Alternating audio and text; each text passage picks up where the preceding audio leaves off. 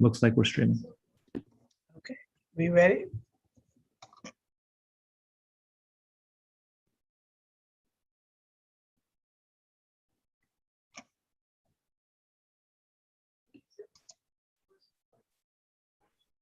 Should be ready to go.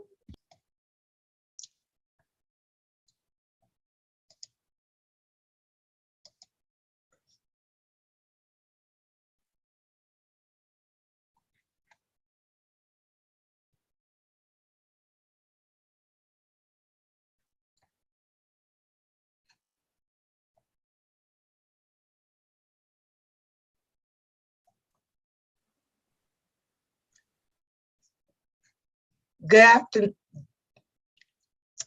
Good afternoon. Good afternoon. Good afternoon. I'm Melanie Campbell. I'm President and CEO of the National Coalition on Black Civic Participation and convener of the Black Women's Roundtable.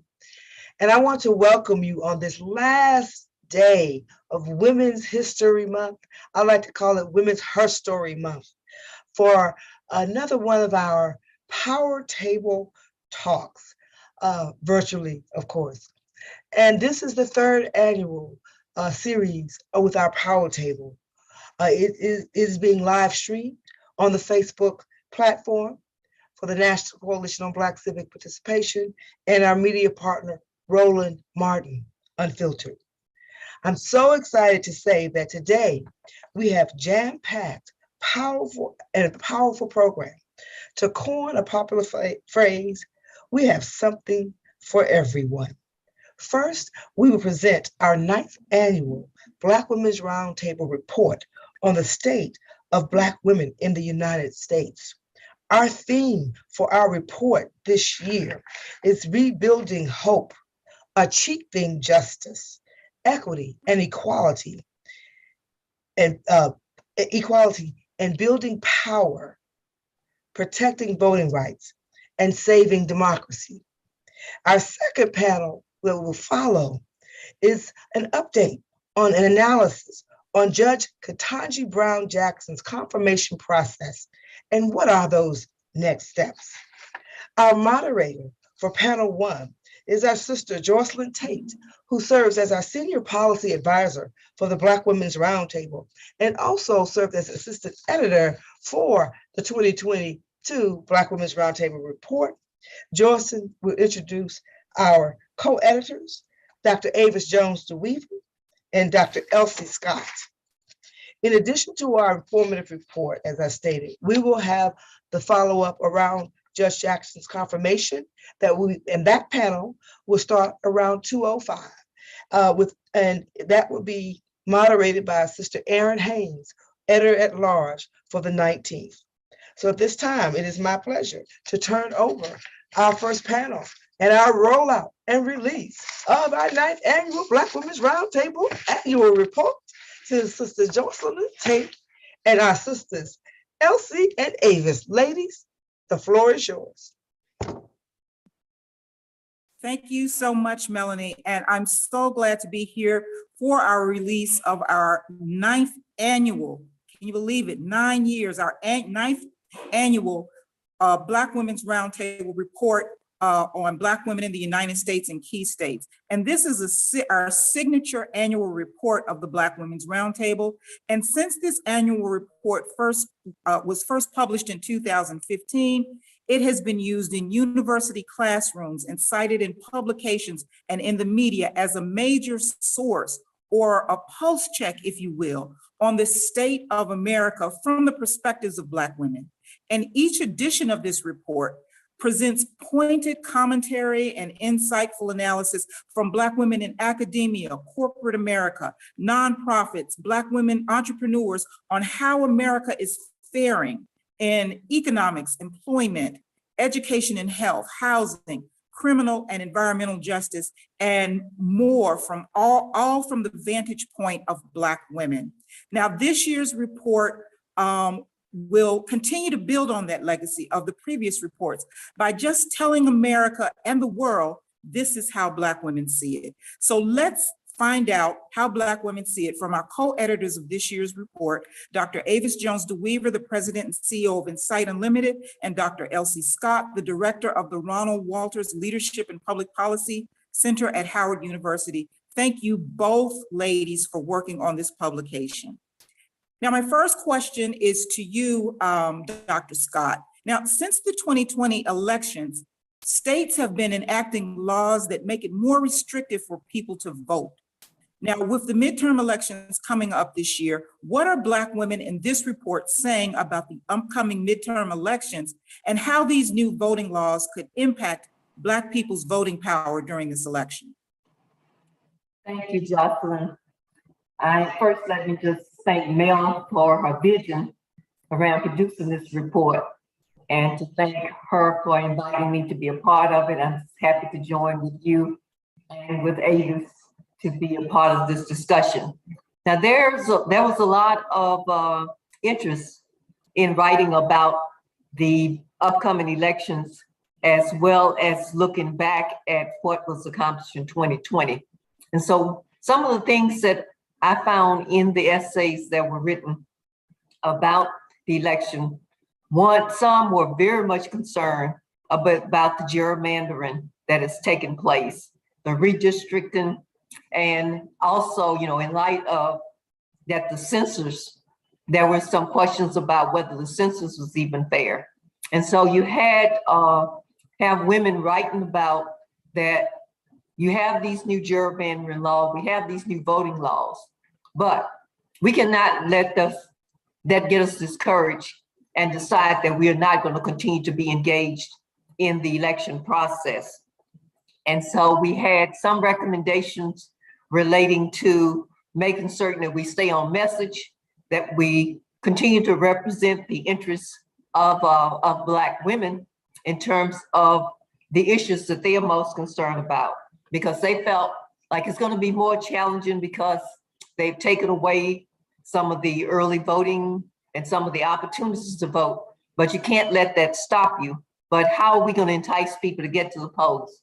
One of the main things they mentioned was that we have to run on the issues. We have to run on the issues that Black women are most concerned about. We have to make sure we get good candidates who are running for office and that we support those candidates. And also they were saying that, there are some opportunities now. We've never had a Black woman governor. And there are probably about 6 so far that have announced that they are running for governor. And so that's an opportunity where maybe we could pick up some momentum there at the state level, as well as looking at state legislatures. How do we pick up more there?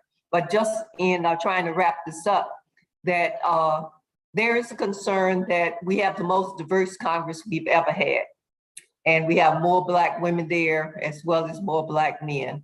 But there's a concern that we didn't get as much done in this legislature. And so they want to look at how do we increase the numbers, or how do we get the people who are there voting on the women's issues so that we can have more wins in that area.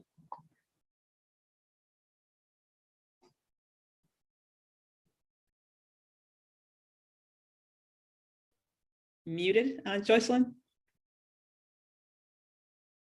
Sorry. Thank you so much, Dr. Scott, for that. Dr. Weaver, let me turn to you. Now, if there's one thing for sure that happened during this pandemic, is that it laid bare the intersection of racial and gender biases and inequalities targeting Black women. Can you give us a snapshot of what's in the report about the many facets of inequalities experienced by Black women? Sure. I think one of the areas there are several areas that come to mind. One, when it deals with the economy, we know that Black women face a disproportionate impact as it relates to unemployment over the period of the first 2 years of the pandemic. It's really kind of interesting when you think about the fact that we continue to lead all women as it relates to labor force participation. So the pandemic did not change that dynamic. But when we looked at the proportion who experienced unemployment, it went down pretty significantly, about 2.6% between February of 2020 and January of 2022. And that's the largest decrease that we've had among all Black people, white people, or Latinos. So Black women were especially negatively impacted when it comes to job losses during the pandemic. But when it comes to when you come about this issue, talk about this issue of inequality, generally speaking, specifically with the economy, Black women continue to face, for example, a double wage gap.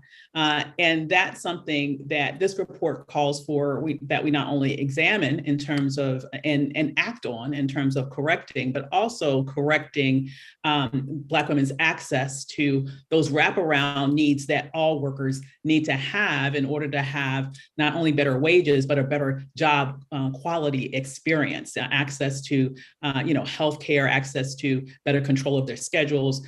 We tend to be lumped in jobs that are not only low wage jobs, but are also jobs that allow us a little freedom with regards to being able to, take care of our families and ourselves when we need it. So those are a couple of spaces. I think another space that kind of is top of mind for me is this issue of environmental justice. We laid out in the report the degree to which Black women and families are disproportionately impacted by, unfortunately, living near places that are known to be toxic, literally. And so I could probably go on and on and on, because there are a lot of disparities that we face. But the challenges that we faced historically and continue to face, I am happy to say, is not anything that is stopping Black women from achieving, from working for more, from ascending, from doing all those things that we have to do in order to not only make a way for ourselves, but make a way for our families and our entire communities.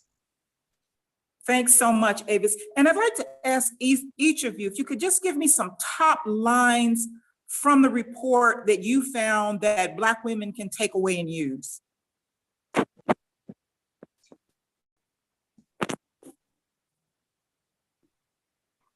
Who do you want to go first?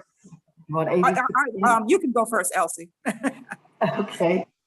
One of the top lines that struck me in one of the essays, the writer wrote about Black women's role in foreign affairs. And that's something we have not covered before. And there was this whole celebration that we have a Black woman vice president who is prominent on the international scene and helping and leading the foreign policy efforts. And backing her up, being the supportive cast, is that we have the UN ambassador, who's a Black woman. So I think this was one of the things that struck me that I had not seen in earlier reports, that we had not talked about the Black woman's involvement in foreign affairs. Okay, thank you so much. Avis.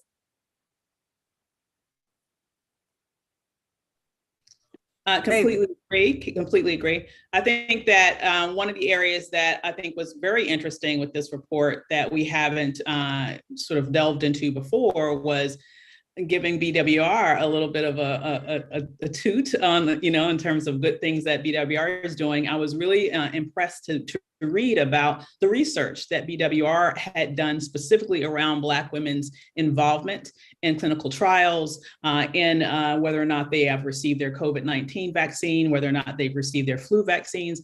And so we were really able to get the perspectives of Black women when it comes to these very critical health issues. And it really highlighted the degree to which Black women in those trials actually were calling for more, or in that study, were actually calling for more information specific to Black women as it relates to vaccine testing, to access to trials and really feeling comfortable with participating in those things. We know that generally speaking, Black people writ large, for example, are underrepresented when it comes to clinical trials. And that's one of the reasons why oftentimes when drugs are approved, that we really don't have a lot of data on how it impacts the Black community in general. And so it was interesting seeing that Black women are aware of that, they're cognizant of that, and they want to make sure that we have more representation both in those trials, but also that that information is disseminated to the Black community to help people feel more comfortable taking advantage advantage of potentially life-saving drugs, like, for example, the COVID-19 vaccine, and making sure that people take advantage of all that's out there for them with regards to those health needs. Thanks so much. Dr. Weaver, let me stay with you for just a second. Let's talk about education for a second, and then we're going to open it up so that the media can ask questions. What are Black women in this report saying about issues affecting education? Right. Well, on two divergent stories here. On the one end, I think that there is some good news to share about the degree to which HBCUs have seen increased funding in recent years. And that's something that obviously HBCUs need and have been denied for so long. So there's a lot of information in there about the degree to which HBCUs are receiving greater funding from a variety of different sources, including the federal government as well as private industry, and how that relates to making sure that Black students who come out of those institutions and are targeted in professions that help us all are able to thrive. But on the other end of the spectrum, there is a strong piece, if I say so myself, in the report around this whole war against critical race theory. And I think that's an important examination, because that impacts our children's ability to see themselves in school, to be able to read literature that impacts their lives and reflects their experiences, that has our history accurately recounted, and that prioritizes the feeling of our children and the lived experiences of our children just as much as what is being prioritized now in a lot of these laws that are going around the nation that are attacking quote unquote critical race theory. So we uncover there that some 38 states across the nation have put in place, or at least sought to pass bills, and many of these have actually passed into law, that are attacking critical race theory. But the reality is that what it's attacking is not really critical race theory. As someone personally who is very familiar with critical race theory, having been introduced to it as an advanced graduate student, I know what it is and I know what it's not. And the popular narrative around what it is really a political ploy to be able to attack truth-telling in our public school system, which we believe is very detrimental to the full educational enlightenment of not only our children, but of all children in America. We know that there's been a very well-funded and a very well-coordinated attack against what has been pigeonholed as critical race theory. And what we're calling for here is a counter to that. There really has not been a response on the other side to not only protect truth-telling in curricula, but also to be able to make sure that our school boards are not overrun with individuals who seek to sort of strip away a full telling of who we are, as well as a full telling of understanding of how to be able to provide educational enlightenment to our children, that at the same time that actually elevates the needs and experiences of all children, and not one that specifically prioritizes quote unquote feelings of just a certain subset of children, rather than making sure that all children have access to the history, to the books that have been banned, and to the information that they need to be able to have critical thinking skills developed and a full understanding of what we are now as a nation, as well as what we have been as a nation.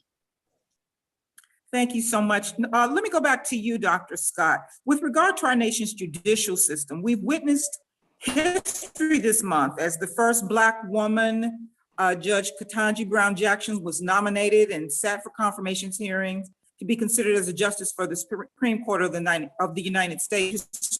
Historic moment for the nation. But in contrast to this historic judicial first, we continue to witness how justice and policing in this nation is meted out unfairly to Black people, which far too many times ends in the death of Black people. How does this report address these two issues? Well, it is very clear in the report that one of the things that Black women are most happy about is that President Biden fulfilled his campaign promise to appoint a Black woman to the Supreme Court. So there's nothing but celebration there. But as you said, that when we dug into looking at the criminal justice system, there's not much to celebrate there. And there are a lot of challenges for the future, as outlined by our authors, that there's there was a great expectation that the George Floyd Policing Act was going to pass. It passed in the House, but got stalled in the Senate. And that was interesting because there had been a lot of bipartisanship around criminal justice issues in the Senate, but it did not pass. And so our authors are saying that we cannot get discouraged around the failure to see much change in the criminal justice system. In fact, one of our authors really talked about the need to have a comprehensive reform in the criminal justice system and to recognize that the criminal justice system is primarily state and local government. And so we should not be putting all our eggs in one basket trying to get federal legislation. When we pass the federal legislation, we'll still have to deal with a lot of state laws and local police departments and police unions that would be stymieing us. So there was a recommendation that we really need to focus on how do we come up with a plan for reforming the whole criminal justice system. And that's what we should be looking at in the future, because it will continue to disproportionately affect us in negative ways. Okay, thank you so much, Dr. Scott. Do we have any questions from the media right now? Okay, if not, let me ask you another question, Dr. Weaver. The pandemic is still affecting everyone's life in some way. What are Black women saying in the report about how this pandemic is specifically impacting the lives of Black women? It has impacted us disproportionately, just in terms of the fact that Black women were especially likely to be lumped in jobs that were deemed essential. So they were more likely than others to have to put their bodies on the line, literally, during a worldwide pandemic. And what we've seen as a result is it not only impacted those specific workers, it impacted their families when they came home, right? So there was a greater chance of exposure. It is true that Black people had a little bit of a disproportionate impact as it relates to being exposed to COVID-19. We also, though, had some very personal stories that were shared as part of this report to talk about what it was really like to have to sort of navigate that challenge and what that really means for individuals and families who are having to take a step back, either because of health reasons or because they had to, they were impacted because of their sort of job transitions or not having a job anymore as a result of the economic fallout from the pandemic. So there are several different ways in which Black women and families were impacted. And I would say they have been health-wise, they have been as well as financially. Black families and communities are still trying to sort of rebound from this pandemic that in many ways continues to morph and looks like now we have to figure out how to live with it over the long term.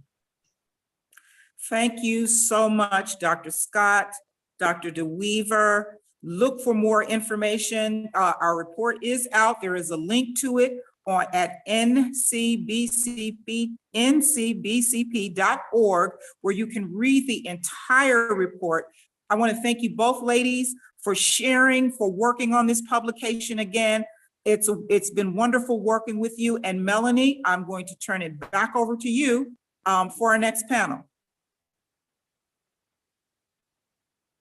Thank you, Jocelyn. Thank you for being our illustrious moderator for this rollout. There's so much in this report and such brilliance in this report. I'm just elated. Every year it gets better and better. And thank you for your role in helping to be part of the editing team, and of course our sisters, Dr. Elsie and Dr. Avis. We appreciate y'all so very, very much. And we have more to come. We will be doing a series of power table talks around the report, so we can bring in the authors of the essays to really have a conversation. So this will be a living document. And if you are watching and want to get the report, please go to our website at ncbcp.org. BWR.org. You Google Black Women's Roundtable report, I think it'll pop up. So thank you so very much. We're going to take about a 5-minute break then we'll start back at about 2:05 for our second panel today, which is about the nomination and confirmation process. Where are we? What's been going on? What do we need to do? Is there anything else we need to do to make sure we help to get her across the finish line? And that's Judge Ketanji Brown Jackson. So stay tuned and join us in about 5 more minutes. Thank you. Thanks, ladies.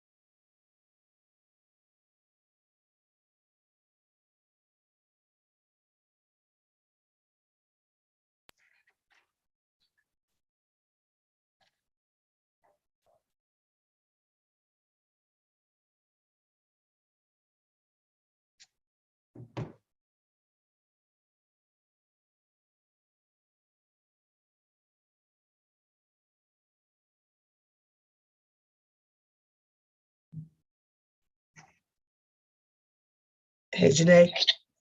Hey, I'm on. Yeah, I'm getting ready to start in a sec. Okay, just tell me Okay. real quick. Hey, no.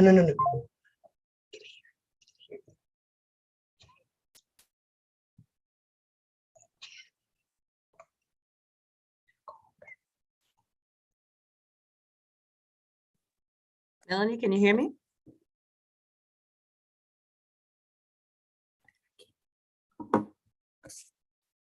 Started with our second panel. I see we're coming aboard. Hi, ladies, how are you doing? I'm actually going to serve as your moderator. I will tell you, thank you. This is exciting. It's been an exciting day. Ladies, I'm so excited. I lost my voice. Did not know I would end up having to be moderator. Hopefully our moderator will make it, waiting to see if she'll make it. But in the meantime, we know time is of the essence, and I know a lot of you all have really tight schedules. So we're going to get started with our panel. So thank you all for joining us. Ooh, isn't this week a lot better? Thank the audience out there for watching. Thank you, Roland Martin Unfiltered, for being our partner, our brother in this fight, and helping us bring the great information. So we're on panel number 2. Ladies, we just finished releasing our report, our annual report. And so some of you all are authors in that again this year. We thank you so very much. But we're going to get right up to starting with our panel. So for the audience that's just joining us on Facebook, we are discussing an update and an analysis on Judge Ketanji Brown Jackson's confirmation process and the next steps. What has to happen next? So ladies, I want to introduce those who I see. You're no stranger to me, of course, and many others out there watching. So I see our sister Janae Nelson, and we want to give her a big wave and excitement, drum roll, as the not new to the movement or LDF, but new in her role as the new president and director counsel for the NAACP Legal Defense Fund. Thank you so much, Janae, for joining us. I see our sister, Bishop Leah Daughtry, coming on, looking gorgeous as always, who's founder and CEO of Power Rising and is our faith leader and so much more. We are so glad you were able to join us. I see our sister Holly Holiday, Esquire, president of Sisters Lead, Sisters Vote, of which I am honored to be a chair of that board. I don't have to work hard because Holly does all the work. I just, whenever she needs me, she call me. Then I have our sister Jocelyn Fry, who is the president and kind of new, right? President of the National Partnership for Women and Families. And many of us on this call are also part of this thing, this new buzz thing called the Black Women's Leadership Collective. So I know we got more to do today. So ladies, I'm gonna jump right in and be our host and be a host that doesn't talk too much. So first question is, ladies, what do you feel the impending confirmation of Judge Ketanji Brown Jackson's to the U.S. Supreme Court represents for Black women and women overall in this country? And on a personal note, what does it truly mean for you? And I feel like I gotta start with Bishop. Bishop, you right there in the center, I'm going to you. Good afternoon, sisters. It's always good to be in space with sister warriors, and I'm glad to be here. Thank you, Melanie, for the invitation. You know, this is, I think, a singular moment for us. It is a historic moment, and I feel that we are so privileged to live in this time where we get to be part of this kind of historic confirmation. It's just magical in many ways. I think for us as Black women, it is both symbol and substance, right? There's the substance of having a Black woman and the lived experience. We've been saying that phrase over and over these past several weeks, the lived experience of a Black woman on the court, something that has never existed in the court's 233-year history, and having someone who can speak to our concerns or even just to bring our lens to the issues is tremendously important. And of course, it's important as a symbol. I am happily child-free, but I do have a 5-year-old niece, and just her growing up in an era where she will grow up assuming that there is a place for her on the court because she can see it. And I think that's tremendously powerful for our little girls and our little boys to know, to have the expectation that the court there's someone on the court that looks like them, that has their experience, and that can speak to their issues and make sure that they're represented. It's really powerful and historic. Thank you, Leah. Janae. Thank you. Good afternoon. It is wonderful to be in fellowship with these amazing sisters. And thank you for that wonderful shout out, Melanie.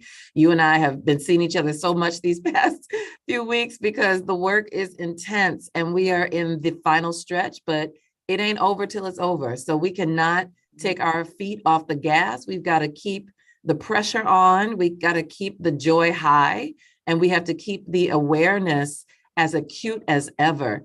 And so your question about what this means to us and to me personally, this means that a glass ceiling that has been there for Black women for 223 years is finally about to be broken. And that is a watershed moment in the history of this country.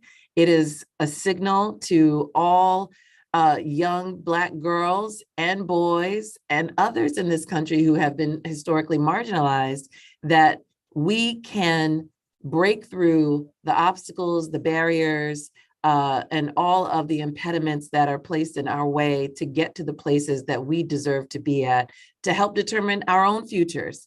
And to be a Supreme Court justice is to have an incredibly powerful position of leadership in this country. And the fact that a Black woman has not occupied that position ever has done our entire democracy a disservice.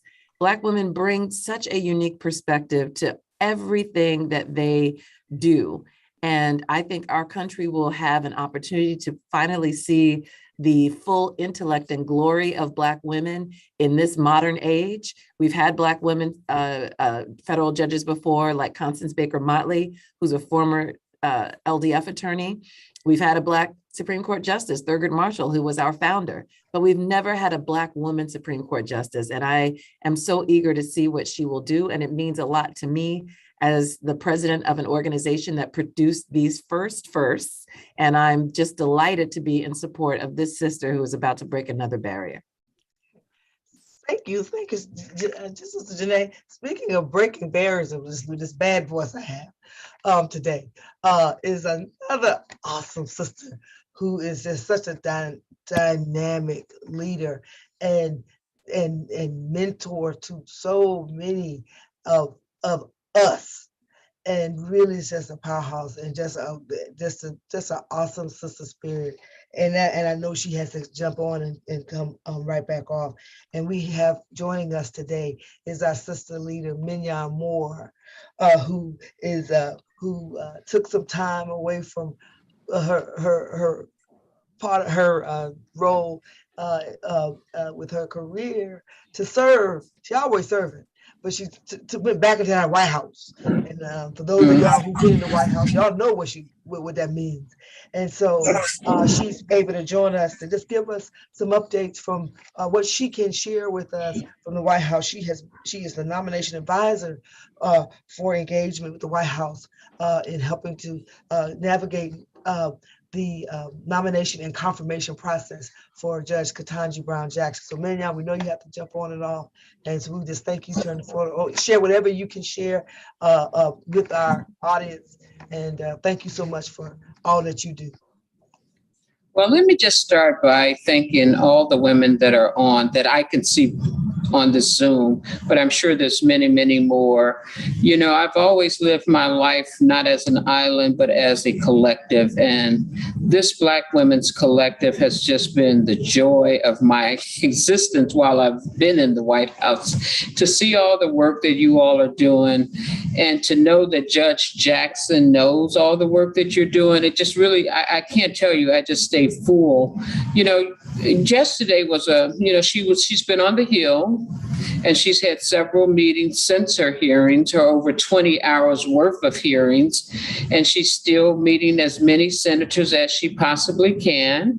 You know, and I will be the first to admit some of the meetings have been met with, you know, some some pretty tough conversations, but as we saw, she has displayed this impeccable sense of discipline as it relates to not just her life, but to the life she chooses to lead. But during this process, I continue to ask you to continue to lift her up in joy, number one, which you all have been doing. Number two, make sure that you are watchful as we go past getting her out the hearings on Monday. We're hoping that we will have some Republicans at that hearing so that we can get her voted out of committee and to the floor. And that's when you'll probably start hearing 48 hours of speeches and speechifying, as we call it in the Black community. But, the end of this week and next week will be pivotal. And she sees, yesterday I took the time out during one of her breaks to send her stuff that you all have been doing. And she is so in love with the big ad that you all did on her behalf. And just to show her some of the articles, show her some of the women showing up at the Supreme Court, because that fuels her spirit and it fuels us. And so she started reading some of them, because, she's been virtually on a news blackout. But yesterday, after some of those meetings, we decided that we were going to pick her up and let her know that she is not in this alone. So I will tell you, if you don't believe anything that I am saying, believe that she knows that you are out there, that she represents you all, that you are fighting for her. She might not know every last name, but she knows that this collective is out here rooting for her, and she will not do anything to let you down. She doesn't want to let you down. And you're really the wind beneath her wings. And, Leah will be joining us later, because we decided to do a big clergy call, because we're at that point now where we know that it's going to take something a little bit higher than us. And so we got to call on Leah, the bishop, and all the rest of the interfaith clergy to really just pray for her, keep speaking out loud, keep speaking out proud. And, again, as a friend, as a sister who would normally be in this Zoom call with you all, doing what I'm doing what you're doing, it's a little bit odd for me to be back on the inside. Jocelyn, you know very well, you can get more done on the outside than you can on the inside. But I feel like I've carried all of you all in the White House with me. And I will tell you, on behalf of the president and the vice president, they know for a fact that this would not be possible without you. And it's not hyperbole to me, because every time I go into a meeting, the Sister Collective, they're doing this, and this. So I thank you again. I thank you, Kimberly, especially. You are such a precious soul we have gotten to know throughout this process. Your energy around this has just been completely beautiful. Leah and I were talking about you last night, and I just really want to personally thank you for your vision that you had around the Supreme Court justice. Melanie, we can never say enough about you, ever. This girl is she carries us all. Her and Holly, they just do the thing. So I love you all. Keep praying for us. Keep doing what you're doing. Jocelyn, you keep educating them, because you done been here before. Keep telling them what to do. And listen, call on me anytime. I think I'm going to be joining you all tonight. Sister Holly reached out to me, so I'll see you tonight at 8:00. But I love you all so very, very much. And thank you for all you're doing. Thank you, Mignon. We love you. We appreciate you more than we could ever express. And we can't wait to get you on the other side of the wall. We'll be out there waiting. All right. I love y'all much. Bye-bye. Thank you. And we have been joined by our sister, Kimberly Ticknor. Good to see you, Kimberly. Kimberly is the co-founder with She Will Rise. So I'm going to move right on. Go to Holly, then Jocelyn, and then Kimberly. I'm asking the first question of our illustrious sister panel is, and I'll repeat the question: what do you feel the impending confirmation of Judge Ketanji Brown Jackson to the U.S. Supreme Court represents for Black women in this country and women overall? And what does it mean for you personally? So Holly, Jocelyn, Kimberly. Well, I've answered this question. I feel like I need to get the tattoo. It is about representation. Representation matters. Oh my God. And that is also my joy and my excitement. As an attorney, as someone who's been in rooms, not the Supreme Court room, but rooms where you have to negotiate with other lawyers, I'm excited to have someone to bring the experience of having worked in the criminal justice system. I'm excited to have someone who brings the experience of working with disability rights and civil rights and human rights. That is what brings me joy. That is what keeps me going. And to know that those points of view, which represent so many Black women and so many women in general, finally get representation, I'm in for it. Well, I will pick up where Holly left off. I agree wholeheartedly with, the joy and the excitement and, the long overdue need for representation. I will say also, it's an important example, not only for young people, but it's correcting a gap that is long overdue of fixing.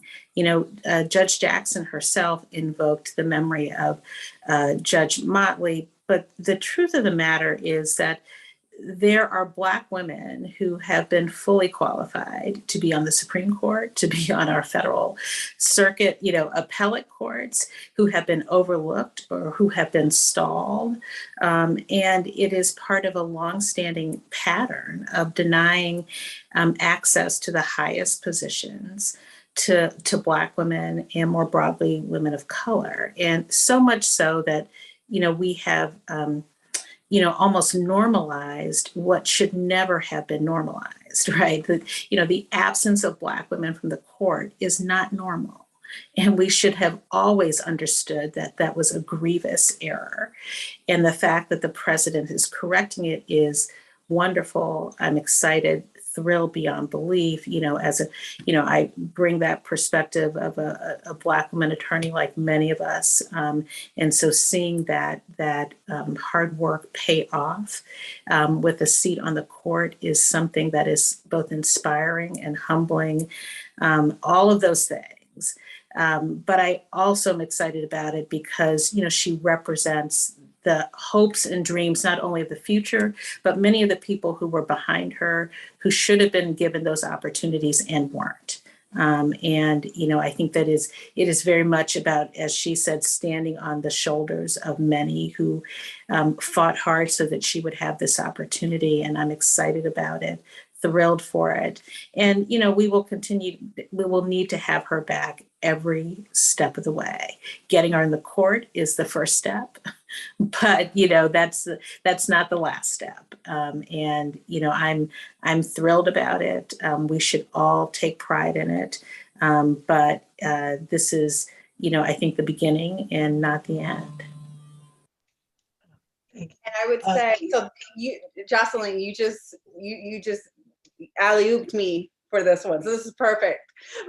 And that is, so when we launched, I remember, so when we started, and we wanted to really build momentum and get folks, like people of color, excited about the promise that was made by Joe Biden in the Supreme Court in nominating the first Black woman.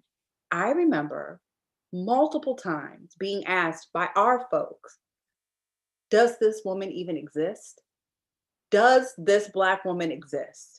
And that is why, when we launched, soon after, we created a short list because we realized, yes, this woman, not only, there's a whole slate of sensational Black women that could step into this position right now. And so what I am most excited about is that I will never, ever, ever, ever be asked that question ever again. And not only will I not be asked that question, I'm going to, we will now and forever see slates of Black women, women of color, of diverse professional backgrounds that are going to be on our short list, and I think the other piece of it that has really struck me in this process and the history that we're all making together is that our girls are watching. Our girls are going to grow up in a world where they will never hear the question of, does that woman exist? And they see themselves now and forever on that court. And so those are the things that have meant the most to me in this process, in the history that we're all making together and supporting our sister, Judge, soon to be Justice, Ketanji Brown Jackson. Thank you. Janae, I know you have to step away. So before you go, and then I'm gonna come to you, April, right after. The ladies, and I know some of y'all have to come in and out, and we'll understand that. Just let me know, just send me a little tickle, say, hey, you know my time. Janae, we know people keep talking about, the fact that, it won't matter because there's a 6-3 vote and she won't make a difference. But give us the time you have left. What does it really mean when it comes to civil rights, voting rights, issues of justice, and having her on there, and what that can mean for the short and the long term?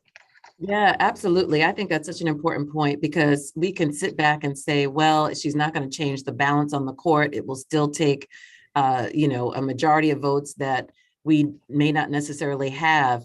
But we are doubting, when we say that, we are doubting the power of persuasion that any justice on the court might have. And I have no doubt that a Black woman with the rich experiences that she's had, with the ability that she has had to navigate so many different spaces, that she will not have an impact on at least some of her peers. And we have already seen that some of these justices are willing to do what's right under certain circumstances.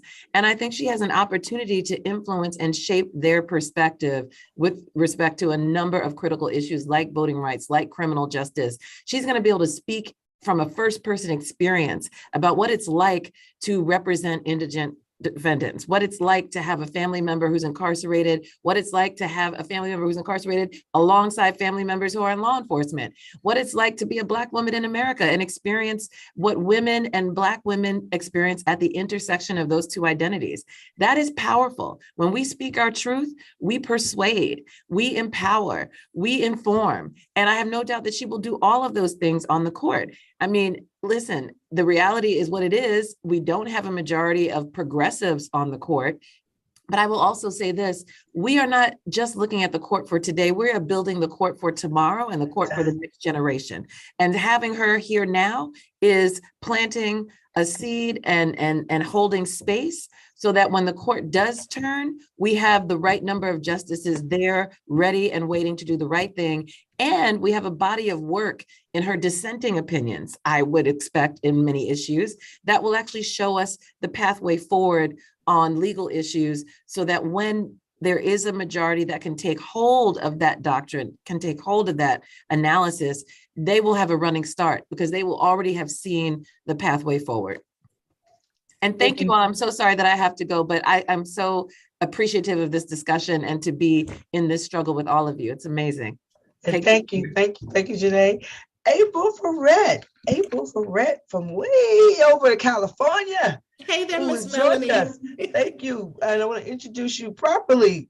April is President SEIU Local 2015 for the state of California, and also International Vice President for the Service Employees International Union. And so, April, we ask all of our illustrious sisters here to say, what does this mean to you, the impending confirmation of Judge Ketanji Brown Jackson, what that represents for Black women, what it means also personally for you. Then I'm gonna come right back and I'm gonna tee up a question to you and then to Bishop Leah about what does this mean when it comes to issues of justice and other kinds of things. So Leah, I'm gonna tee you up to come after Sister April. Well, thanks so much, Melanie. And as always, thank you all for setting the table for us to have real conversations that impact our people. You know, dare I say, this just means everything. And it is so validating and affirming to see a strong Black woman in the fullness of who she is, and I believe who we are. Right? She is not just intelligent. She does not just have a keen legal mind, which we saw on display throughout her career, but also at that hearing. But what really impacted me is that we saw her be vulnerable, right? The fact that she could sit there and be incredibly bold and smart, but she could be loving, and she could center love, her love of God, her family, her love of this country, and that is just as important to who she is and what she brings to this court as her ability to dissect legal doctrine.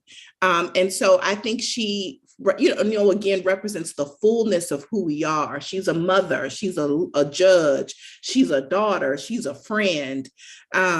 Because we are not just one thing, right? We exist to be many things at once. And I think having someone who's able to display that for the world to see is going to be an incredibly important voice on this high court.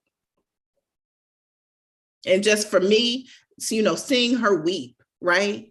Like being allowed to show that I am human and I have emotions and that I am impacted by this, I think is affirmation for all of us.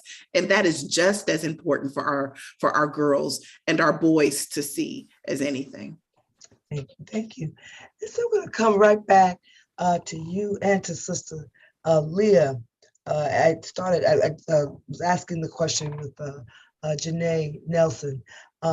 And because what's really at stake with this nomination, what it could do in the short and the long run around issues of workers' rights, around issues of how this impacts our ability for all of our freedoms, freedom of religion, all the things that we know are constitutional rights, women's rights, so many things that are tied to that.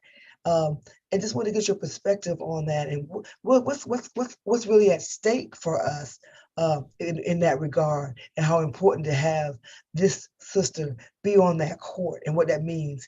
Is to say that the race is not all. I'm blanking on what I was about to say on that, but short long race. This is a long race, but we also have the immediacy of the hour, the immediacy of the moment, and people are looking for hope. And there was a time we could go to the Supreme Court, right? But that has not what we found ourselves standing outside that courthouse door, Holly, right? And looking at that place, and we don't see no justice. Yeah. So workers' rights, other issues of freedom, and our constitutional rights. And then I'm coming and Jocelyn and Kimberly, y'all, and Holly, I'm asking y'all the same question. Now, what's at stake so that we understand, like, not just the hope of the moment, the history of the moment, but there's real stuff that impacts us, our lives every day, that building can make it for the good or for the not so good. So April, Leah, and then I'm coming to, Kim, I'm sorry, Kim, I thought I didn't say your name too. The three of you all, I'm coming to. Sure. Look, we have talked, there are things that we know, voting rights, gerrymandering, and how the district lines are being drawn. A woman's right to choose, right? We know that Roe, in essence, is in front of the court right now. All of those big issues are important, but we don't talk a lot about workers' rights. And the fact that we have seen the Supreme Court in recent years roll back, right? Hard fought wins that the labor movement, it took us decades to acquire. And we saw with a swipe of a pen, the Supreme Court in the Janus case a couple of years ago, basically nullify closed union shops for public sector workers. And many believe that the next time the court gets an opportunity, we could lose some really strong, important worker protections, and that the entire country could become right to work with the swipe of a pen. And we all know that in the labor movement, we say right to work is a right to work for less. And the fact that for our communities, we don't talk a lot about the fact that the Black middle class was built on public sector union jobs. That if it was not for our parents and grandparents being able to be school teachers with the union and postal workers with the union and bus drivers with the union, so many of us would not have been able to achieve some of the success that we have achieved. And so I do think it's really important that we think about workers' rights and the cases that are coming before the court. And it's really great that Judge Ketanji Brown Jackson has always been a staunch ally. We have looked at her decisions, and she has stood up and she has sided in her decisions on the side of workers. And so we know she'll be a strong advocate for, we hope, right? Because I do think she's going to be a fair and balanced judge. We hope that she will be a strong voice for workers on the court. Really, really important as we seek to end poverty and continue to make inroads for our people into the middle class. Thank you. I got a quick question, and Leah, maybe you could answer, or anyone has heard it. Lauren Burke, our awesome sister journalist, is on here. She asked a question. Are y'all hearing this about the rumor that McConnell may try and delay her vote until after Easter recess? She's with Black Press USA. I had not heard that, but I want to see if anybody else had heard that. I had heard that 2 or 3 weeks ago, but I don't think that he has the power to do that. Under the Senate rules, I believe that Leader Schumer has the power and the authority for these kinds of nominations to move it to a vote. So that was a rumor a little while ago, but I don't know that McConnell can do that. Okay, thank you. Particularly now, since we know he does not. He's lost one, so he doesn't even have 50 on his side. So I would imagine that they will move this along pretty quickly. Friday, even next Friday. I mean, for Mel, for the question that you asked earlier, when I think about, you talked about how we don't see justice, we don't even hear justice right now. God bless Sonia Sotomayor, who's like a lone voice crying in the wilderness. And so she's got some help coming, but, we don't even hear our issues being discussed and our concerns being raised. And I think that's one of the things that Judge Jackson will bring to the court, is a centering of the issues that concern us. I often remind, when people say, well, why does the court matter? I often remind them that the voting rights situation we're in right now is mainly as a result of Shelby v. Holder. When the Supreme Court's decision rolled back the protections for those jurisdictions that previously had to do pre-clearance. They previously had to, if they wanted to change their rules, they had to get permission from the Justice Department, and the Supreme Court decided that that was no longer necessary, which put into effect all the mechanisms that we've seen of late that allow Texas to remove ballot boxes, that allow Georgia to pass rules that say they can just take election officials out that they don't like. These sorts of things that would have normally been protected under the Voting Rights Act of 1965 got swiped out by the Supreme Court. And so having someone there, and again, to your point, she's not going to be in the majority right now, but she can still raise the issues and create powerful points of dissent. And remember how old she is. She's just a little over 50, I think. She's going to be on this court a long, long time. And we know that sometimes the wheels of justice roll slowly, but they go finally. And so eventually she will be in the majority on the court if we do our work. If we do our work and elect people who will ensure that we have Supreme Court justices that reflect who we are and what our concerns are. I often think scripturally in this moment, I hearken to the scripture that says, whom shall I send and who will go for us? And there the prophet says, here am I, Lord, send me. And she is that person that has stood and is standing at that table. She stood at that table for us. She stood in for us, and she says, I'll go. I will brave the gauntlet. I will deal with the shenanigan squad and their crazy, racist, sexist questions. I'm standing here, but as Maya Angelou said, I stand as one, I go as one, but I stand as 10,000. There were thousands of us behind her who were saying, I've been there, sis. I got you, sis. I recognize this situation and I know you're there for us. I went to the hearings and I didn't care if she didn't know I was there. I didn't care if she didn't hear me. I was sitting behind Mel and we were like, what in the whole heaven and hell is happening here with Ted Cruz?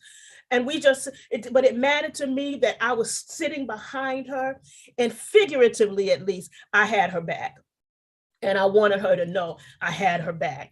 So I think this is a critical moment for all of the issues: voting rights, reproductive rights, workers' rights, gerrymandering, redistricting. And while she might not be in a majority right now, there will come a day where her dissents will be important parts of American history, and where she will be in the majority, and maybe one day even Chief Justice, and she will be the one standing again for us, braving the gauntlet around the issues that we care about.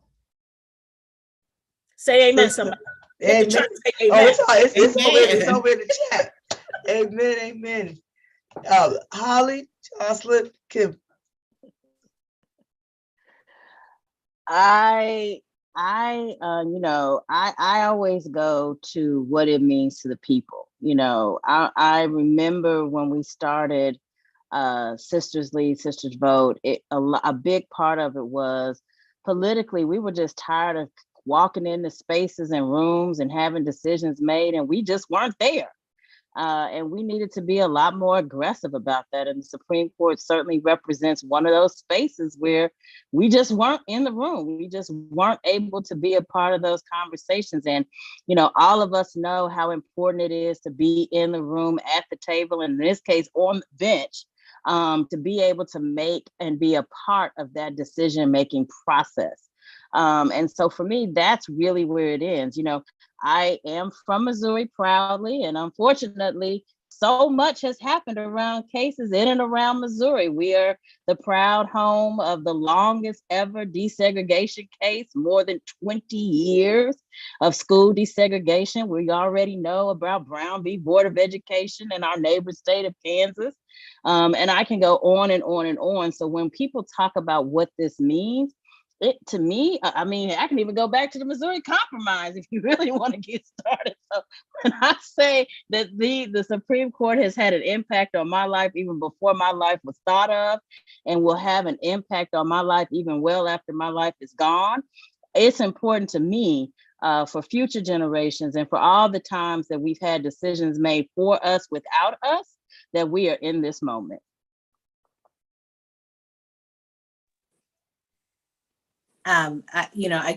It's hard to follow Holly and Reverend Daughtry, but I will pick up where they left off, and I couldn't agree more.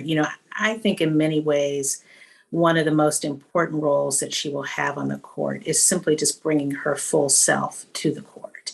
It is harder for people to say things about you, do things to you in your community, to mischaracterize and caricature you when you're sitting right there. There's so many decisions. I think of, reproductive rights, voting, workers' rights, all of them that often move forward with assumptions about Black women, about women of color, people of color, that are inaccurate and go unchallenged, in part because they can. And so I think that it is, she will bring her intellect, but she will also bring her humanity. She will bring, her full attitudes, her knowledge about her own experiences. She will be able to push back when, a justice on the court says, it's not a problem if a woman has to have a baby. She'll just put it up for adoption. Even though the people most affected by that attitude are disproportionately low-income women of color. She can push back against that. So I think that her presence will be powerful. And I think the other piece of it is that she, even if she's in the dissent, she has autonomy to say what she thinks. folks. And so she is not bound by, other people's opinions. She will be a powerful voice, whether it's in the dissent, although I agree with Janae that she will have the power of persuasion. And I truly believe that she also can persuade people. I agree fully with April about her point about workers' rights. I think that role is so critical. And what I would say about that is that we have seen both a bold erosion, but also a subtle erosion of the ability of folks to come to the court and ask courts to ensure that they have the protections that we all think should be there. They are tightening things like when you're retaliated against in the workplace. It's harder to bring those cases. Affirmative action is coming before the court. All of the things that many of us have fought hard for to ensure equity, equal opportunity, access to opportunity are under a consistent, calculated, intentional attack. And sometimes those are very public and sometimes they're very technical. But what I am most excited about is that her brilliance will see through all of that.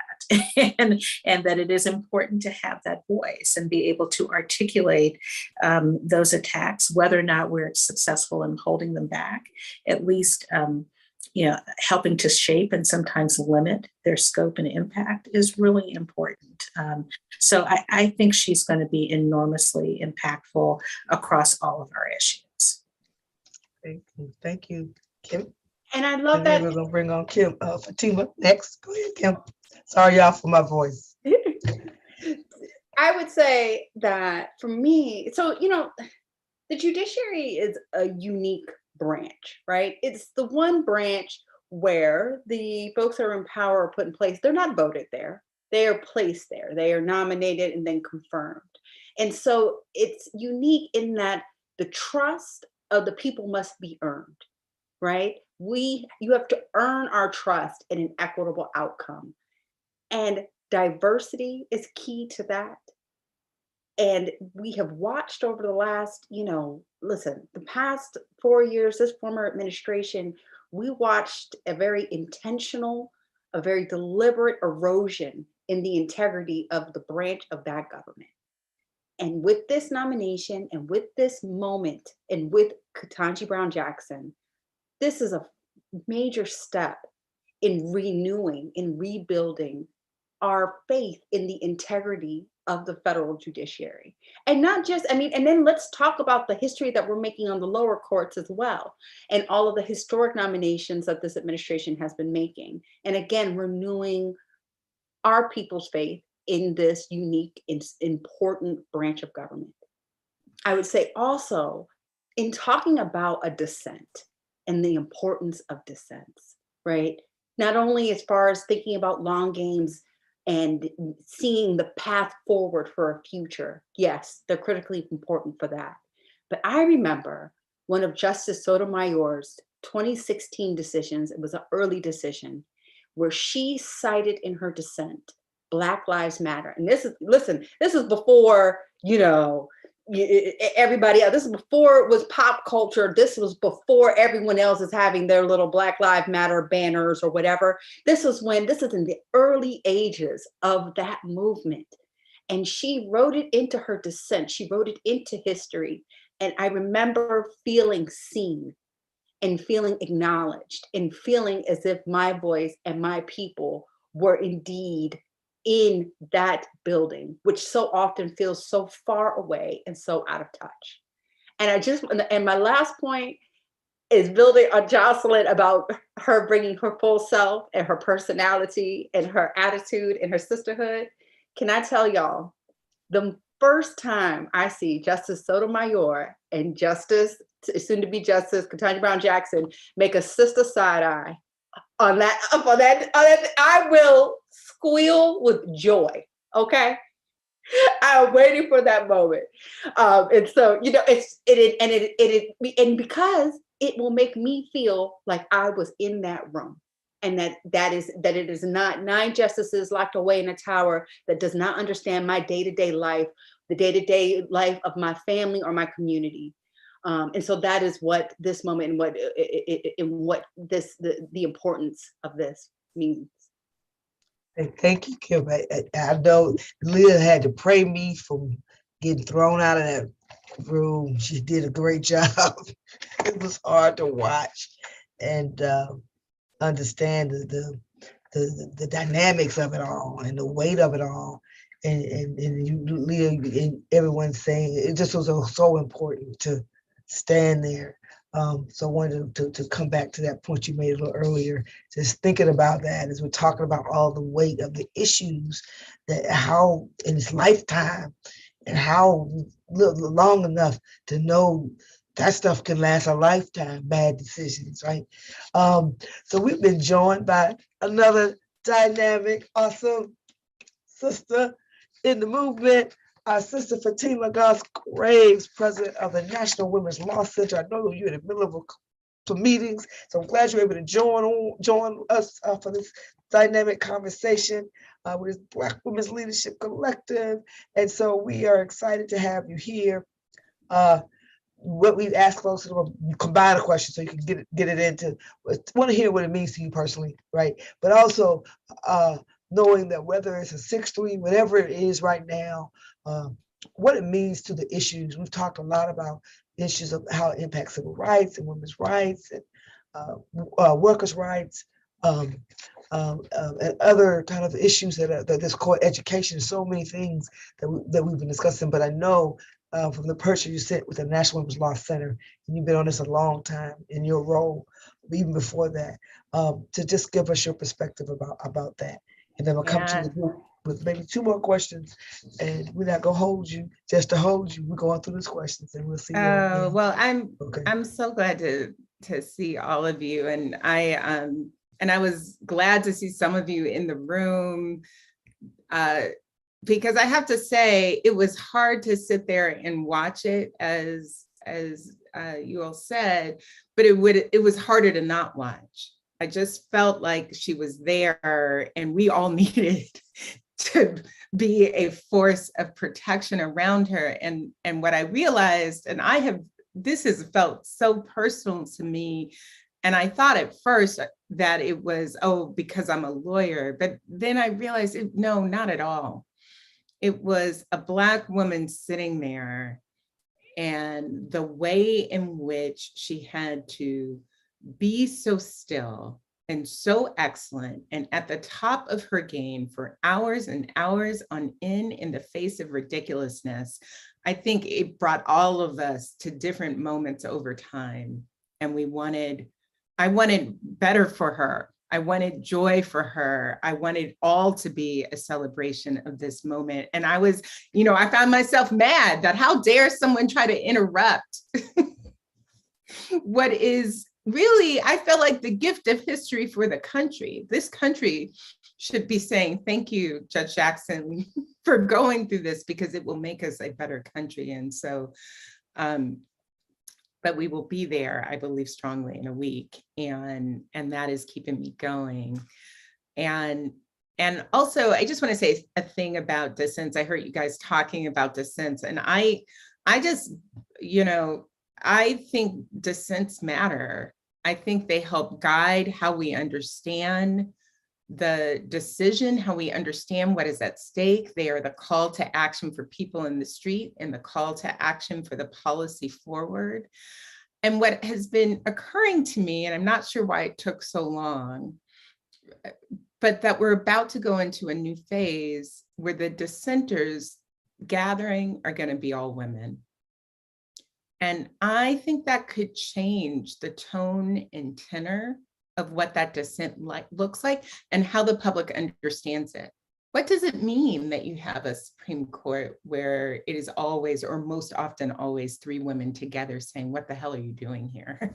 So I'm looking forward to us understanding that and then helping the public make meaning of it. And then just on Judge Jackson's record and on so many different issues, we did a deep dive into her record, the range of types of cases that she has had that give us really great confidence that she will be a judge that makes us all proud, a judge that understands these core principles in our Constitution that we all hold value, but maybe feel really fragile right now. But actually looking at her record and the care that she takes, whether it is a criminal case or a case involving health or a case involving disability law or a case involving labor laws, the care that she takes and the way in which she brings the humans that are usually involved into the decision,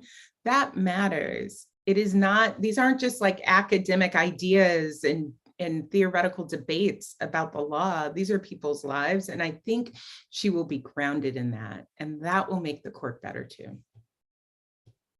Thank you. Thank you. I believe I see our Sister Donna Brazile is bring her on over to tech team. I think I see her name. Next, ladies, we've been talking about the hearings, right? And how it impacted. And these will be, I'm going to do like quicker answers so we can get, but what do you think American people learned from watching those hearings last week? And whoever would like to answer that. You know, Melanie, I think that we learned that we need to learn more. I don't think that, and someone said this earlier, I think that the average American voter does not pay a lot of attention, you know, to what is happening on the Supreme Court. And I hope that it gave us a window into a piece of our government that is really, really important. And that we will start paying attention, that we will start looking out for decisions, you know, that she weighs in on, for her, you know, briefs of dissent. And that hopefully it gives us an opportunity to really do deep education into why this court is important and how it is connected to how we vote and who we vote for. So it gives me hope that we are entering an era where we really can become more engaged around the work of the court. Thank you. And we have now been joined by last, but certainly not least, our Sister Donna Brazile, who is, oh my gosh, of course she runs her own firm, but she's a professor, she's an author, she's a political strategist. She ran a presidential campaign, so many things, and she's our sister in this collective. And so Donna Brazile, on behalf of the Black Women's Roundtable, and I say on behalf of the Black Women's Leadership Collective, so as a whole, we are so delighted to have you join us today. We're on the last end of the panel, and we asked, and I still like for you, we were talking about what the American people learned. We were also sharing the concerns about and what the issues are that this court, this whole Supreme Court, what are the concerns, the issues. But then we also had the personal question, what does it mean to you? What does it mean to have this Black woman, this just a couple more steps away from breaking this glass ceiling? And anything else you'd like to share with us, Tom? Thank you, Melanie, for your extraordinary leadership. And I want to say to all of the panelists, it's a great honor to join you all this afternoon. I've been listening to the conversation, and it's been quite an incredible experience, I think, for all of us. For me personally, I think about that moment back in 1993 when then Vernon Jordan and Eleanor Holmes Norton went to Bill Clinton to ask for senatorial courtesy. Senatorial courtesy would allow DC and the DC delegate to have the same responsibilities of a United States senator to submit names of qualified candidates for judicial vacancies on the U.S. District Court. Of course, the U.S. Marshal's Office. Zora always want to get on the call whenever she hears this Black women. Forgive me, y'all. My dog thinks she's a Black woman. Zora, welcome. And also the U.S. Attorney. And Congresswoman Norton went about the job of putting together a judicial nominating commission. And as her chief of staff, I was tasked with the responsibility of setting this commission up. Over the years, Eleanor has submitted so many qualified people from all different backgrounds. The first Asian American, the first Hispanic American, and of course, Eleanor submitted Judge Jackson's name then on the Sentencing Commission to serve. At that time, she was Miss Jackson, but clearly she was an outstanding lawyer.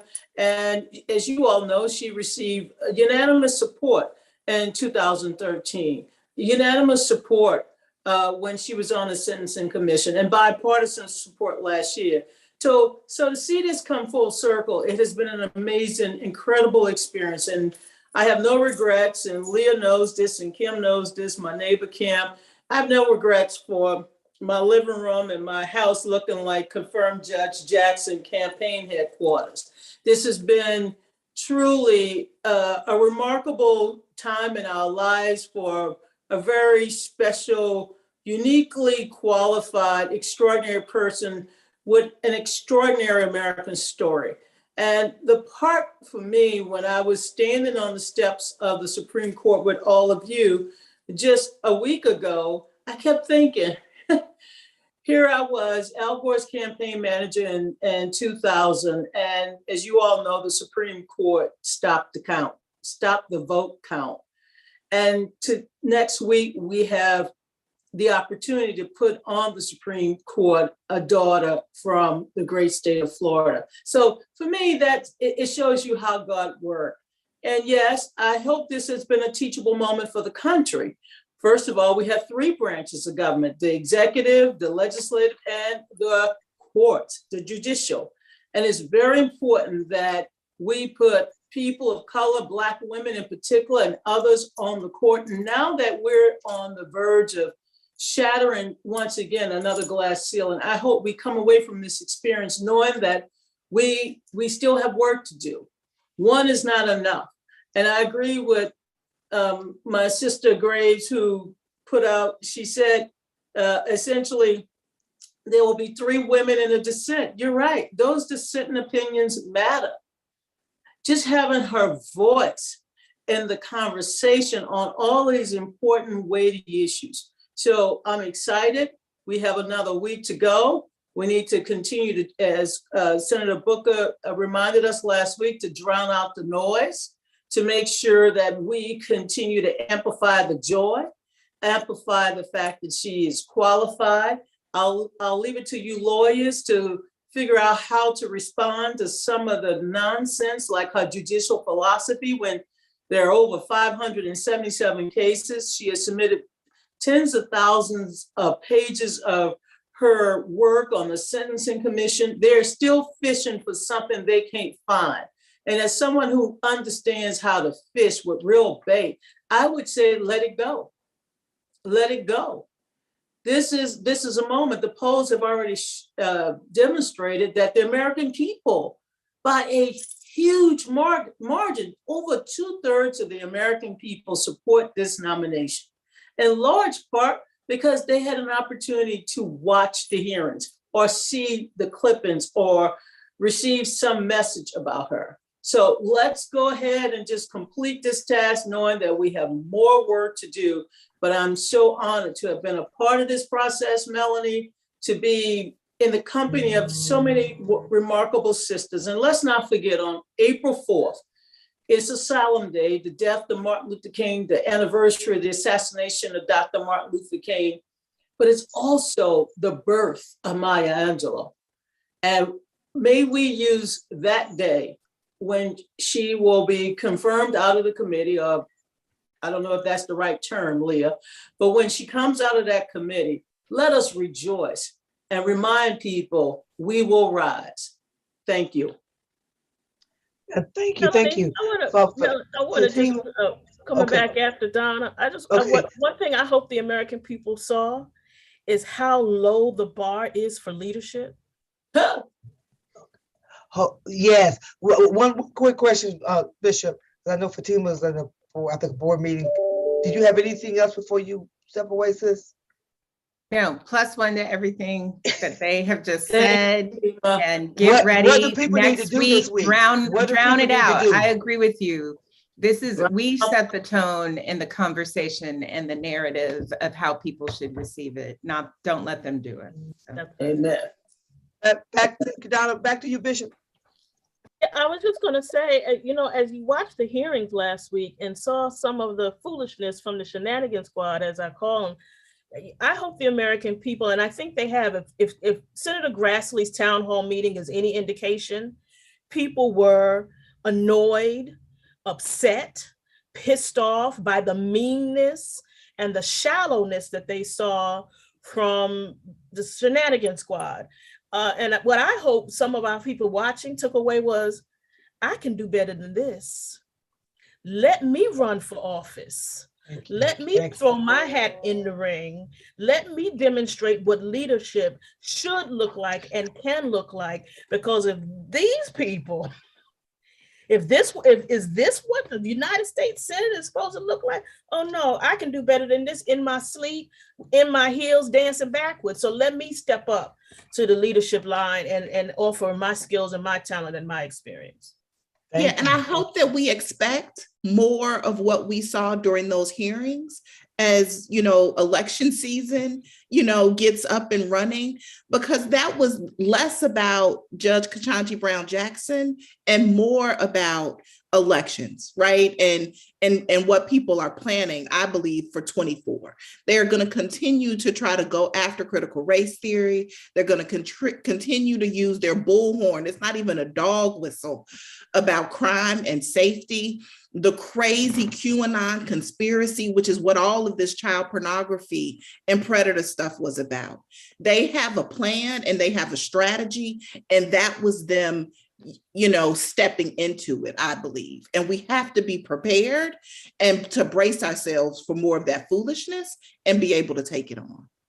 Thank you, April. Well, and piggybacking on that, because I couldn't agree more with both of what both of you said. But I also think that I hope what people saw is the brilliance and intellect of a Black woman judge, fully capable of being on the court. I think for years we have operated in an environment where people have tried to rationalize our absence as if, people weren't qualified, or people, we're just waiting for the right person. And I think people, finally, had the opportunity to pay attention and see for themselves that narrative was never true. And all you had to do was listen to her for 5 minutes and appreciate the competence and brilliance that she brought to the table. And so I think the pushback, it was important for her to be part of that pushback, that narrative that, justifies, and as I said earlier, normalizes the absence of Black women, of people of color from spaces where they deserve to be. I think the other thing that hopefully people saw, and picking up on where April was, is that I think it was remarkable that a hearing that was supposed to be focused on her record, how much of it was never focused on her record.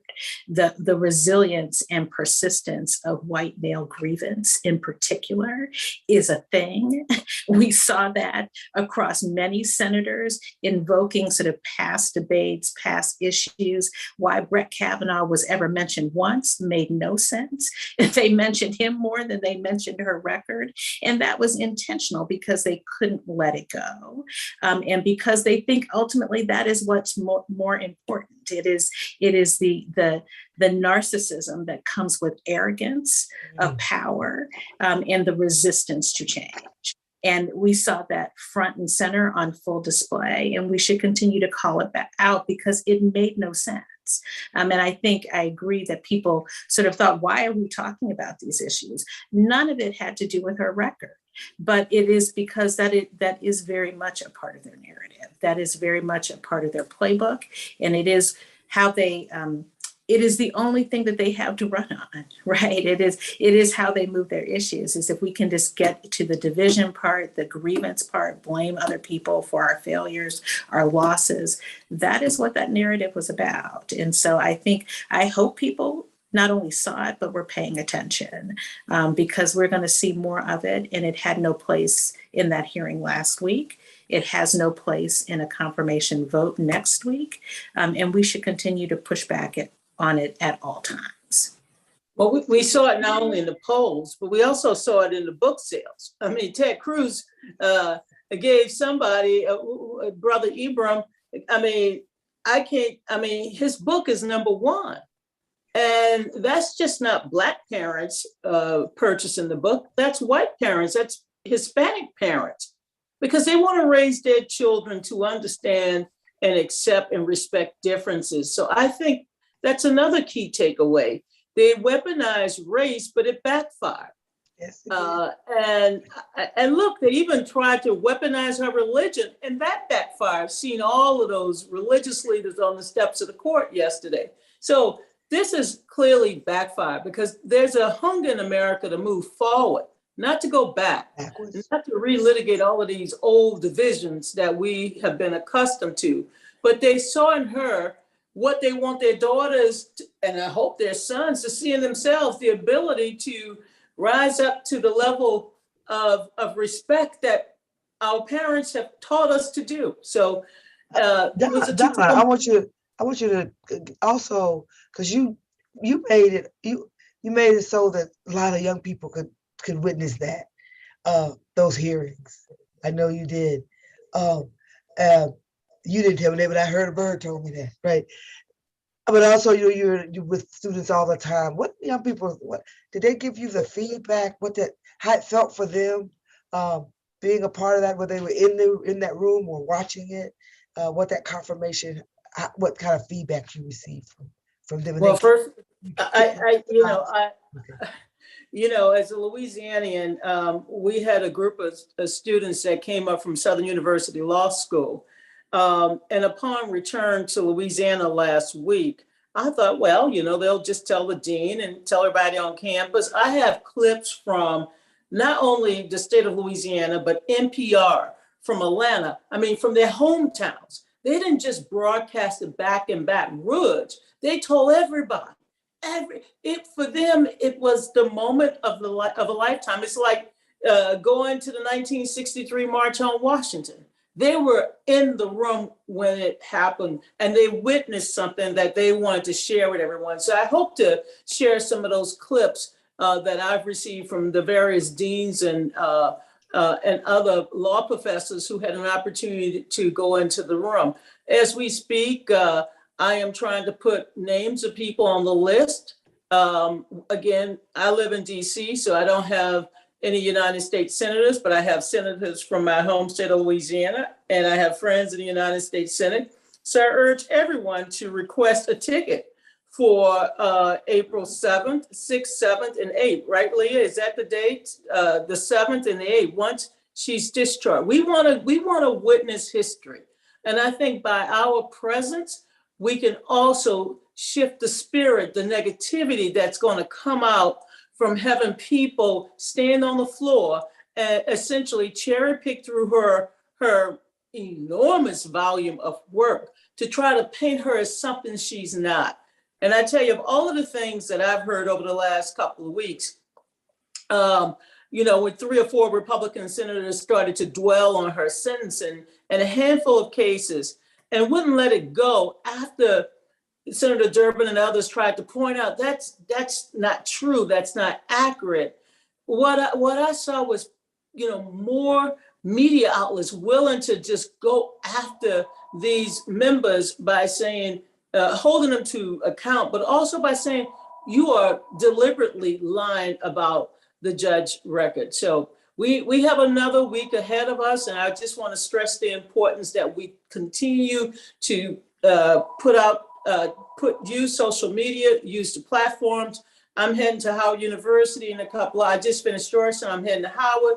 Tonight, we're having a 7 o'clock conversation with how to use digital media, how to brand. And then at 8 o'clock, we have, as you all know, a national call with Win with Black Women and many others, the Black Women's Collective, all of you, where we're going to bring women from all over the country together to give the final marching orders for next week. And my students at Howard requested Our event is a politics and pizza event. It ends at 8 p.m. They requested that we stay on campus, and I'm going to campus. At 8 p.m., I will be joining the call from Howard University's campus. Again, the students, not me, because if it was up to me after 7 o'clock, I'll have my wine and I'm done. The students are anxious, they are organized, and they want to be a part of this historic moment. That's awesome. Thank you for sharing that. Got me fired up. Kim, and then ladies, one last question, and we know it's a busy day. But So I have one last question. I mean, the question of what I took away from that Senate confirmation hearing would be +1 to all of the very insightful and eloquent and thoughtful things that my sisters have shared. So I want to go a little low for a second and take the opportunity to explain to you that forever, now and forever, I will have a picture seared in my mind of Ketanji Brown Jackson sitting there, cool, calm, and collected, and Justice Kavanaugh during his hearing, screaming and yelling and having a tantrum. And I want this because I feel like everyone on this panel, what that showed me is what we've known our entire lives, what we've had to navigate our entire careers, the narrow path in which we are given in professional settings, and the entitlement in the wide lane that our white male counterparts are allowed to operate in. It also highlighted how, especially in this in the confirmation process, the way they try to talk about people of color, especially women of color, they say we are aggressive, they say we are unqualified, they say we are emotional. And if this woman is not a case study to break through all of that nonsense, noise, and foolery, then I don't know what that that was just an exercise to forever end any of that. And we're going to hear it again. And you will see me bring up those two pictures side by side once again to remind folks of what we're fighting against, and the tropes and the way that people try to attack and describe Black women, despite all that we put forward. But for now and forever, y'all, you will see me in the background with a picture of him and a picture of her at those hearings. Like that's a historic poster. Last question. This has been great. I can't wait. It's gonna keep going all the rest into the night. Last question. Folks who are watching out there, a lot of folks are on social media, on Facebook specifically, watching this and listening. What do folks need to do now? And how can they do what you have going on with your organization? How can folks plug in, or over this next, maybe we have maybe 10 days, right? What can they do individually? How can they get involved? What do you have going on? And whoever would like to start. Well, I will start. I think that people should certainly weigh in with their senators to voice their support for Judge Jackson, regardless of whether they're Democrats or Republicans, whether they've announced a position or not, just to make their voices heard. And I know, Melanie and National Council of Negro Women in particular, and She Will Rise, all of them have undertaken efforts to connect people, to help them to learn how to make those calls if they don't know how to. So I would encourage everybody to make those calls and to talk to people in those offices. I would say, if you're able to send a letter to the editor, or, write an op-ed in your local paper, it's not too late to share your view and to talk about the capacity and competence and the real need to have Judge Jackson on the court. I think that there will be, if people are in this area or inclined to come to the area, I'm sure that there will be public gatherings that are being developed. And so I would encourage people just to pay attention to that. And I know that there are other efforts that people are doing. I know we are doing an effort. We sent out an email, and I'll share the link with my friends at Black Women's Roundtable, of just collecting notes of encouragement and thank yous for Judge Jackson. She did an extraordinary job last week, and we wanted just to gather words of support.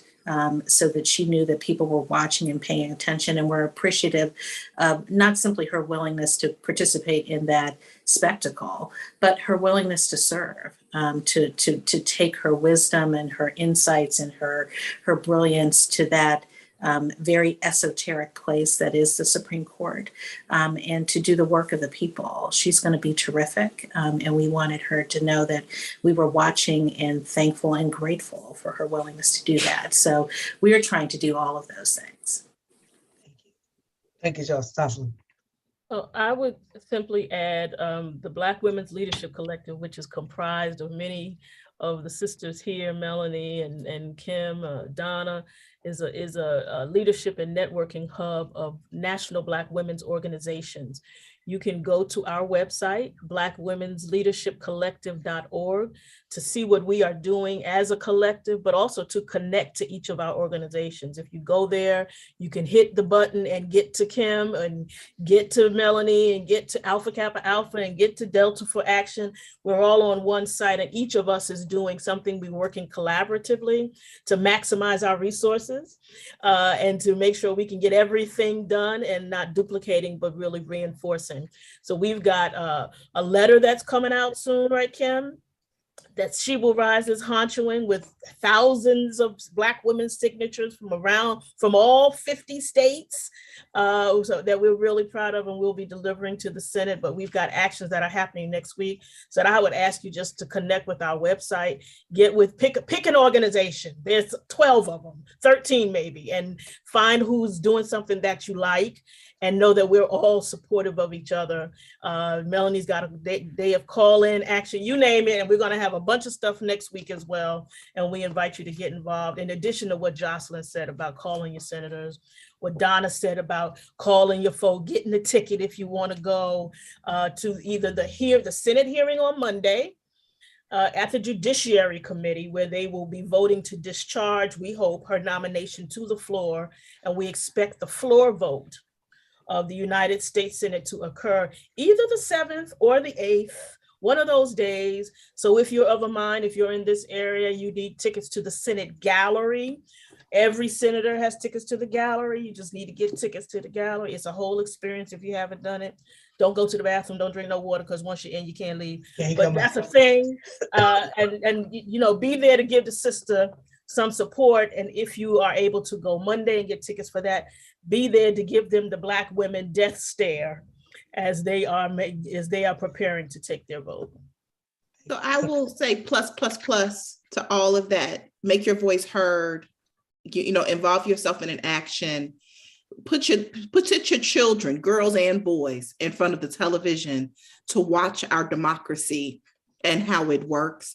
But also, you all write a check to one of these organizations, right? This work does not happen in a vacuum, and resources are necessary. So please give what you can.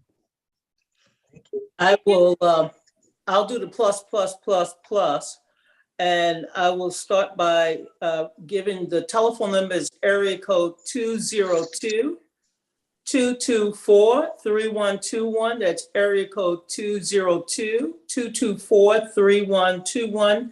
That's the Capitol switchboard. You can, if you know the name of your senator, you can say, I would like to speak to Senator Booker. If you don't know the name of your senator, then I suggest you tell them your state, and they will transfer you to that senator.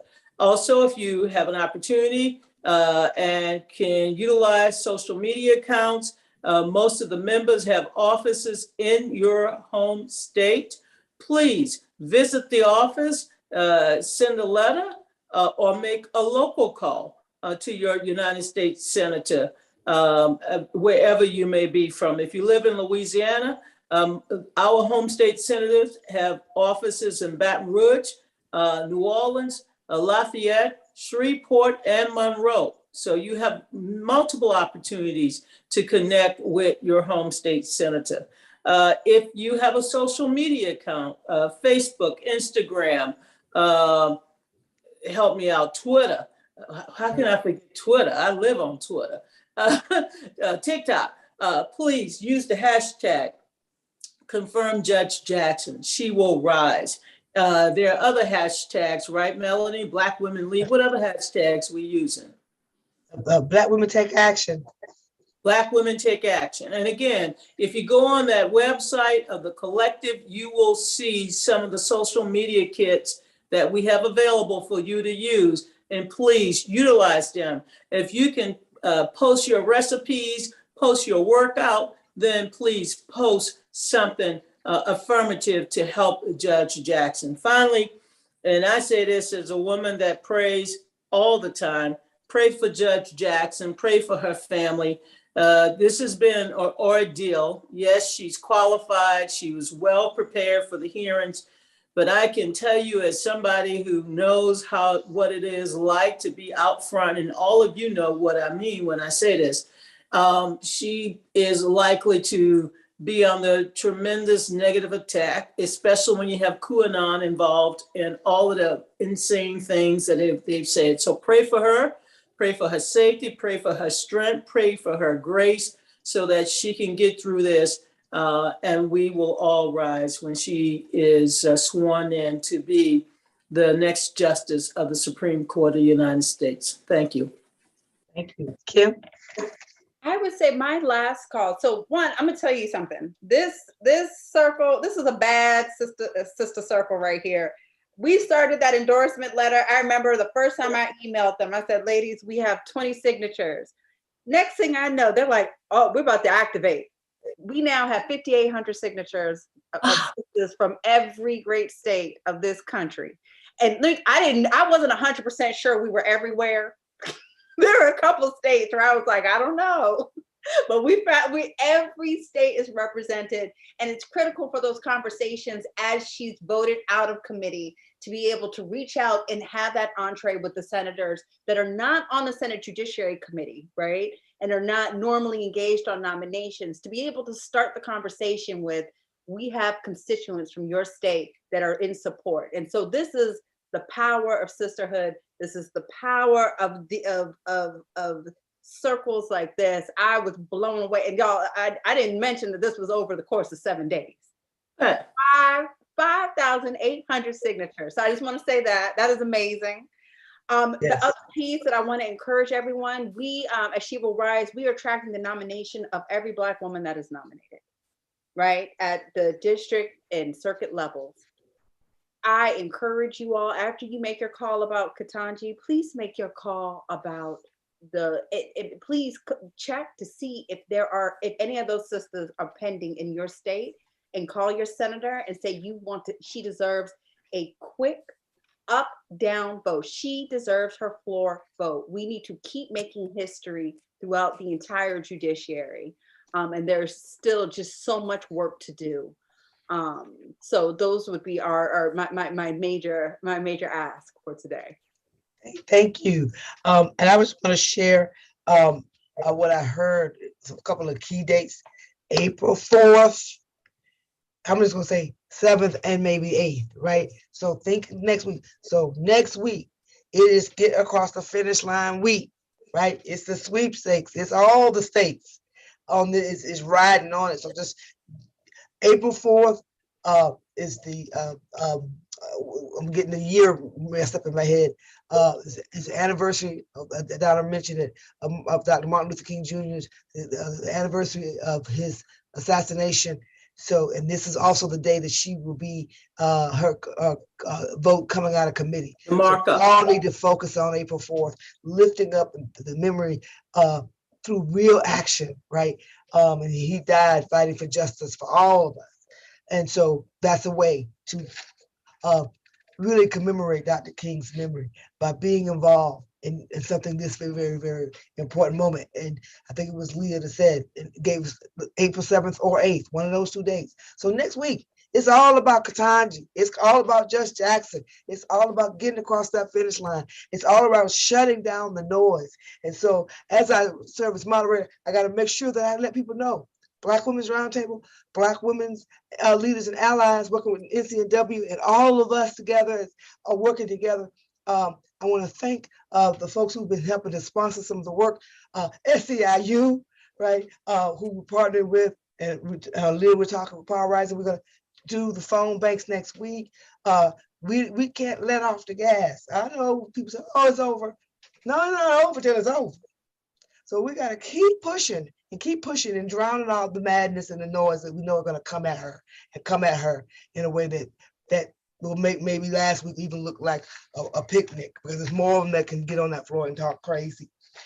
So I want to thank AARP, Build Back Together, and Amadar, who've been supporting our work around the SCOTUS nomination and utilizing this. And so, ladies, sisters, thank y'all so much and for being able to join us. I see you in a couple of hours as we continue to push this message out.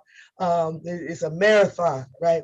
And so we're at the finish line, and we have to get over. And I'm just so excited. I'm so excited. And thank you all so very much. And I turn, Donna, I'm gonna do yours. I give my balance of my time back to you, right? I yield my go and do what you need to do. Follow us. Thank you all. Thank you to the National Coalition team. Thank you to you know your names. Thank you for our folks who were on the panel 1, and also, of course, this panel 2 today for our Black Women's Roundtable Power Table Talk series that we do every month to talk about the issues that are important to Black women and our families and our communities and our nation. So thank you for joining us. Thank you, Roland Martin Unfiltered, for all you do and for continuing to be our partner in this, our media partner. Y'all have a good rest of your day. Women's Love history. everybody. We're making history. God Yes. bless you, Melanie. Thank you for Okay. your leadership. Love you. Bye-bye. Bye.